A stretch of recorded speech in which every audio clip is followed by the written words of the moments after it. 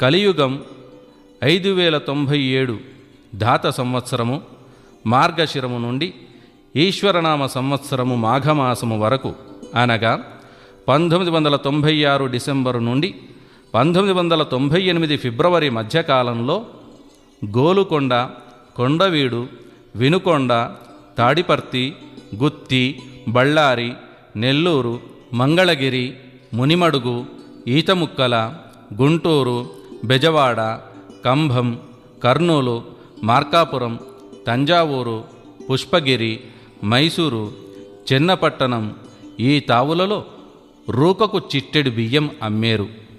అనగా 1 రూపాయికి 2 వేళ్లతో పట్టుకునేంత బియ్యము వస్తాయి. బియ్యం ధర విపరీతంగా పెరుగుతుంది.